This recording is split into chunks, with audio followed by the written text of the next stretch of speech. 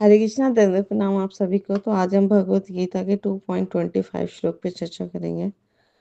अव्यक्तो अयम अचिंत्यो अयम अविकार्यो अयम उच्यते तस्माद् देवं विदित्वैनं नानुशोचितुम् अर्हसि।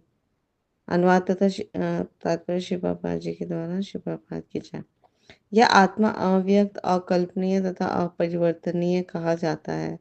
यह जानकर तुम्हें शरीर के लिए शोक नहीं करना चाहिए। तो श्री प्रभुपाद जी यहाँ पर बहुत सुंदर समझा रहे हैं कि आत्मा का और क्या लक्षण है। ये अव्यक्त है, अकल्पनीय है, यानी हमें कल्पना से परे है, और अपरिवर्तनीय है, इसमें परिवर्तन नहीं हो जाता, कुछ भी परिवर्तन नहीं होता। तो इसलिए तुम्हें शोक नहीं करना चाहिए, अर्जुन को समझा रहे हैं भगवान। तो आत्मा इतना सूक्ष्म है कि इसे सर्वाधिक शक्तिशाली सूक्ष्मदर्शी माइक्रोस्कोप जो होता है उससे भी नहीं देखा जा सकता। तो ये लगभग अदृश्य है।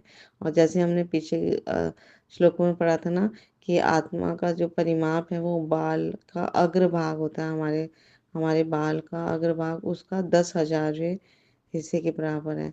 तो इतना सूक्ष्म है, लगभग इसे अदृश्य कहेंगे।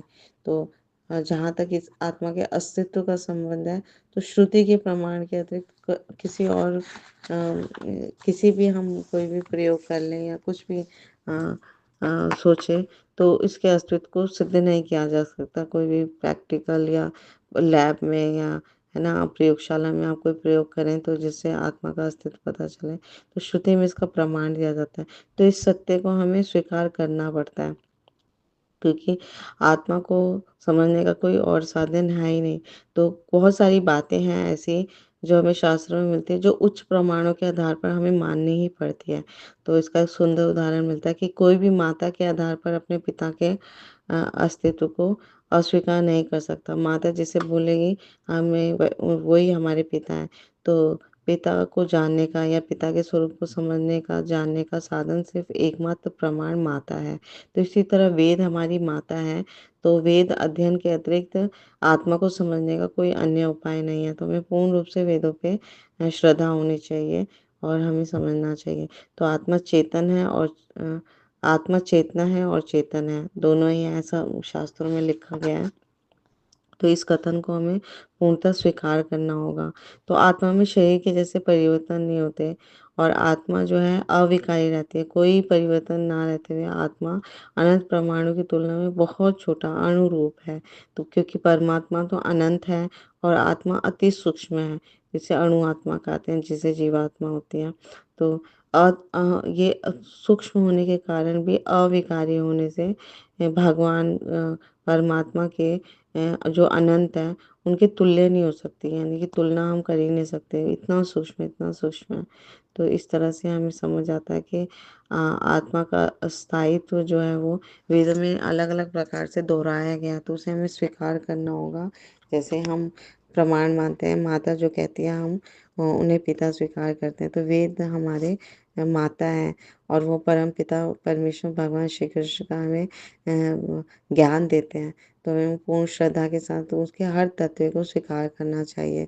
तो हम समझ पाएंगे पूर्णतः आत्मा के बारे में और परमात्मा के बारे में। और आत्मा का परमात्मा से सीधा संबंध है, क्योंकि वो उनका अंश है और परमात्मा अंशी है। तो हर आत्मा का कर्तव्य है वो परमात्मा अंशी की कैसे सेवा करे, कैसे उनका उनकी प्रसन्नता के लिए कार्य करे। तो जब हम जीवात्मा भगवान का सेवा में रत होती है, भगवान को प्रसन्न करने के लिए कार्य करती है, तो ये उसका तुष्टि पुष्टि होती है, उसका पोषण होता है। तो इस कलयुग में जब हम सदैव निरंतर हरे कृष्णा कृष्णा कृष्णा हरे हरे, हरे राम राम राम हरे हरे भगवान के पवित्र नामों का जाप करते हैं, श्रवण कीर्तन करते हैं, तो हम शीघ्र अतिशीघ्र भक्ति में प्रगति करते हैं और भगवान को प्रसन्न कर सकते हैं। और बहुत सरलता से किया जा सकता है और शास्त्रों का ज्ञान भी हमें सरलता से समझ आने लगता है।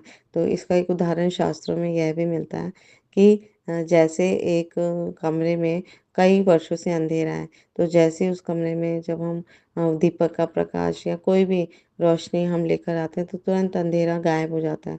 अंधकार ये नहीं कहता कि मैं कई वर्षों से हूँ तो अब नहीं गायब होगा। तो हमारा ज्ञान का अंधकार भी शास्त्रों के माध्यम से है ना? ज्ञान की तलवार से, ज्ञान के शास्त्रों के ज्ञान से पूर्णतः समाप्त हो जाता है।